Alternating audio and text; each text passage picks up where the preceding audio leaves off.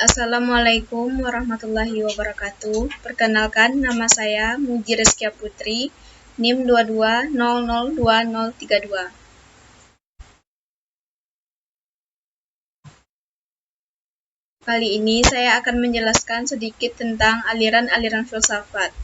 Yang pertama yaitu aliran idealisme. Aliran idealisme adalah mengatakan bahwa pengetahuan dan kebenaran adalah ide, di mana idealisme menganggap bahwa segala sesuatu bentuk realita adalah manifestasi ide. Secara pentingnya filsafat idealisme dalam pendidikan karena peserta didik dapat meningkatkan kemampuan atau bakat terpendamnya, artinya berubah-ubah dan hanya sementara. Sedangkan kejiwaan yang menghasilkan nilai yang tidak berubah dan kebijaksanaannya. Tokoh-tokoh aliran idealisme ada 6. Yang pertama yaitu Plato. Konsep ilmu pengetahuan menurut Plato dibedakan menjadi 2 macam, yaitu indrawi dan kejiwaan. Indrawi ini bersifat tidak melalui akal atau ide yang kemudian direalisasikan. Yang kedua menurut Elea. Elea berpendapat bahwa sesuatu yang ada itu tidak ada seluk-beluknya dan tidak ada berubah. Yang nampak oleh panca indera bukanlah hal yang sesungguhnya, tetapi hanya wujudnya saja. Oleh karena itu, kebenaran tidak hanya yang terlihat saja, tetapi harus dengan pikiran. Selanjutnya yaitu dari Hegel. Menurut Hegel, roh merupakan sesuatu yang konkret dan real, dan konsep roh didapat atau diilhami dari agama.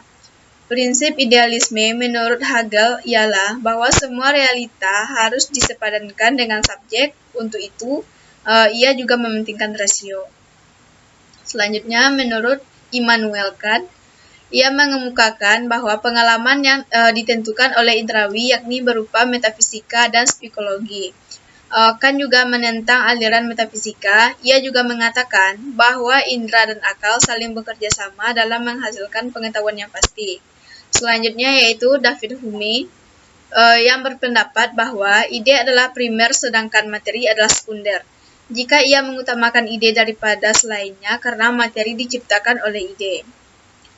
Yang terakhir menurut Al-Ghazali.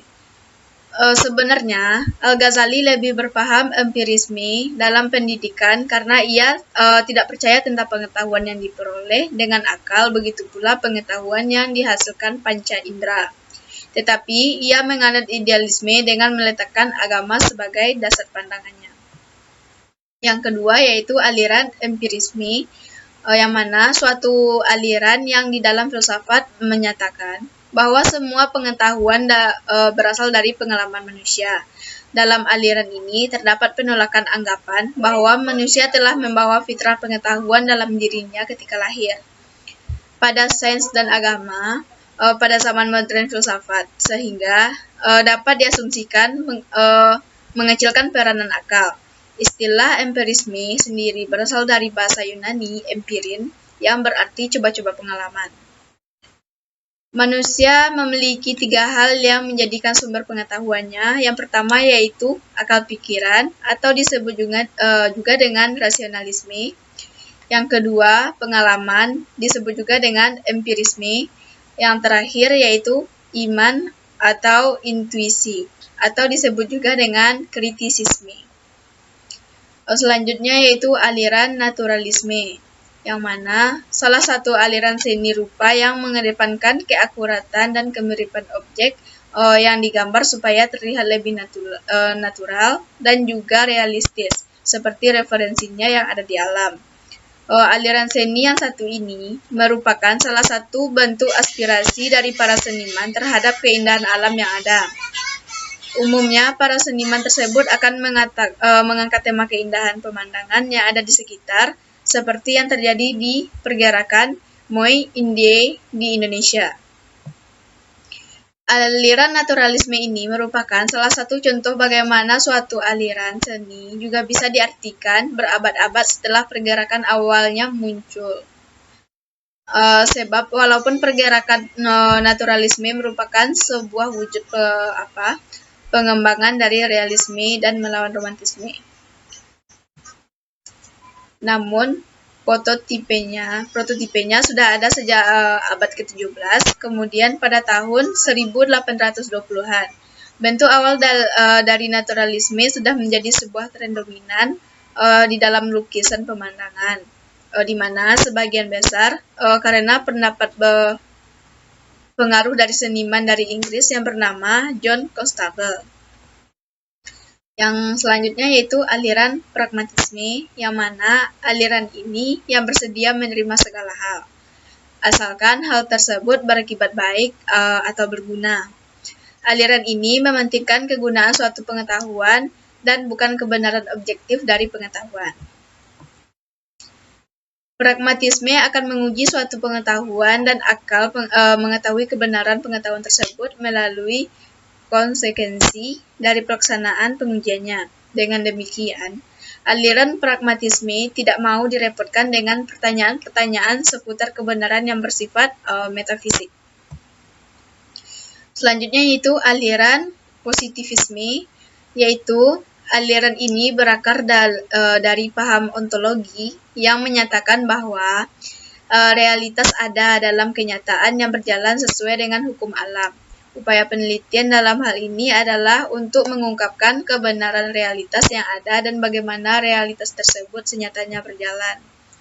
Positivisme merupakan peruncingan tren pemikiran sejarah barat modern yang telah mulai menyingsing sejak ambruknya tatanan dunia abad pertengahan melalui rasionalisme dan empirisme adalah sorotan yang khususnya terhadap metodologi dalam refleksi filsafatnya.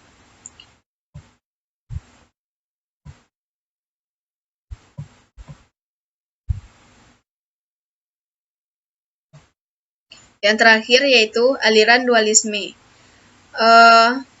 Dualisme adalah konsep filsafat yang menyatakan ada dua substansi dalam pemandangan tentang hubungan antara jiwa dan raga.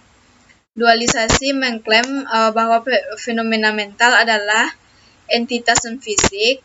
Gagasan tentang dualisme jiwa raga berasal setidaknya sejak zaman Plato dan Aristoteles, berhubungan dengan spekulasi tentang eksistensi jiwa yang terkait dengan kecerdasan dan kebijakan. Plato dan Aristoteles berpendapat bahwa alasan berbeda bahwa kecerdasan seseorang atau bagian dari budi atau jiwa tidak ada diidentifikasi atau dijelaskan dengan fisik. Versi dualisme dikenal secara umum diterapkan oleh René Descartes yang berpendapat bahwa budi adalah substansi non-fisik. Descartes adalah orang yang pertama kali mengidentifikasi dengan jelas budi dengan kesadaran dan membedakannya dengan otak sebagai tempat kecerdasan, sehingga dia adalah yang pertama merumuskan permasalahan jiwa raga dalam bentuk yang ada sekarang. Sekian, terima kasih. Wassalamualaikum warahmatullahi wabarakatuh.